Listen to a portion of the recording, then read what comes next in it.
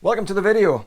I did a video recently about recommending 10 5-star albums, and somebody left a comment underneath saying that my tastes were very limited and that I should really be listening to jazz and classical and other stuff.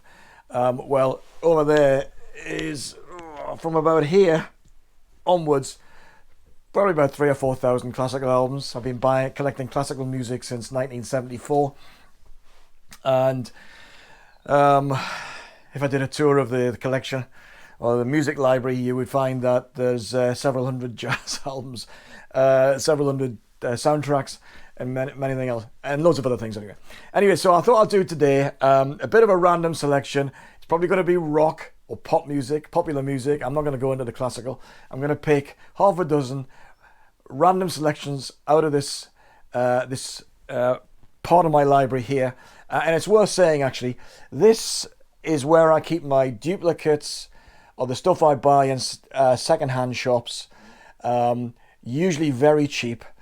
So there's lots of stuff here that I still kind of haven't listened to, sometimes at all, maybe once.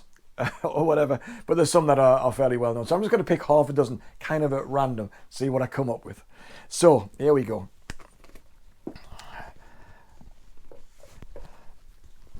I'm not looking, honestly, I'm not looking, but I can count in the dark. That's 2. Got a cup of tea here, I better not spill it, I'll not be happy. That's 3.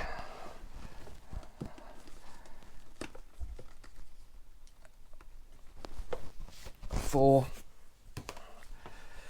Where have we got? I haven't chosen one from here. 5. One more from down the bottom. Oh, there we go. Okay, what have we got? What do we have? Okay. Number 1 of my today's random selection is Isao Tomita, and this one is live at Linz, or is it Linz? In Austria, I think it is. The Mind of the Universe. Look at that, how slick. Now, I haven't listened to this album, but I've got a lot of Tomita albums. I got Snowflakes Are Dancing off my dad, actually, years and years ago. But he does, if you don't know Tomita, he does these synthesizer keyboard arrangements of classical pieces in the main. So here we've got Richard Strauss, we've got Gustav Holst, Igor Stravinsky, Maurice Ravel, Ralph Vaughan Williams, Wagner. Oh, he's got Wagner's Tristan und Isolde, the Liebestod. I haven't heard that. I need to hear that because that's one of my favourite pieces of music. And then Beethoven Symphony Number 9. So that's Tomita. He's pretty good. A bit blandola, I think. Bit like Jean-Michel Jarre, but with the classical thing going on. But pretty good. Pretty good. Jose Feliciano, For My Love, Mother Music. I haven't listened to this. Another one I haven't listened to, but I remember. But this, a kind of flamenco type guitar player. This is a later album, undoubtedly. But I remember he did a version of was it Every Breath You Take or something? He did it there was some gala thing for Sting, and he did a version of a Sting song, and he absolutely butchered it. And the camera was on Sting's face throughout, and it was hilarious. It's got a version of Stevie Wonder's Blame It on the Sun on it. Dirty Work by Becker and Fagan. Steely Dan fans. Yeah, but worth listening to. I've heard this one. I actually saw her on this tour. Her first UK tour, her only UK tour. I saw it at Sunderland Empire. Kate Bush, her second album, Lionheart. What a fabulous photograph. So yeah, she was everybody's darling, every teenage boy's dream back in the day. It's a very mixed album. It's beautifully produced. It sounds really lush. Wow is the big single. Oh England My Lionheart's a gorgeous ballad. In the Warm Room is another ballad as well. Hammer Horror, it's a bit more upbeat. Good album. Not my favourite singer. Will she make my top 10 female vocalists list? I'm not so sure, but I've got everything by Kate Bush. Gil Scott-Heron and his compatriot Brian Jackson. Winter in America. I love Gil Scott-Heron. Saw him several times. But poet, kind of a rap artist, but you know, author, poet back in the day, and beautiful jazz inflected soul, wonderful.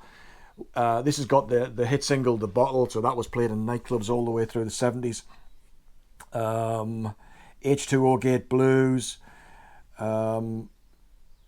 yeah, Peace Go With You, Brother. Yeah, it's just great stuff. Yeah, wonderful Gil Scott-Heron. Rush, All the World's a Stage. This I might have picked this out randomly at some point on a previous video. This is a copy of the triple fold out version of the 2 LP set. The live album, All the World's a Stage, came after 2112. It's kind of a bit of a best of the first 4 albums, I think it is. It's a kind of a good album, but they play a little bit too fast.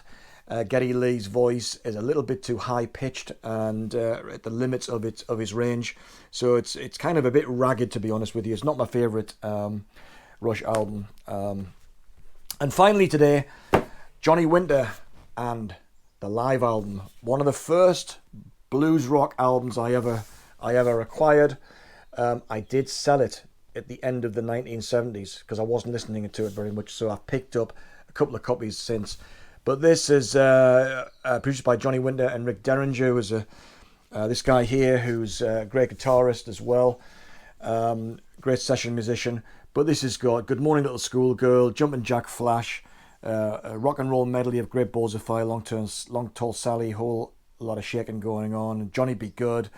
It's kind of like that really hard rock blues style, of which there were many bands back in the day, but Johnny Winter was one of the legendary guitarists of the period. Plowed his own furrow, but this is actually a good album. So if you like hard rockin' blues, this is a great album, Johnny Winter and live. So there we are. That's a random selection number. I can't remember, but I'll put it on the video, and I'll see you on the next one. Ta-da.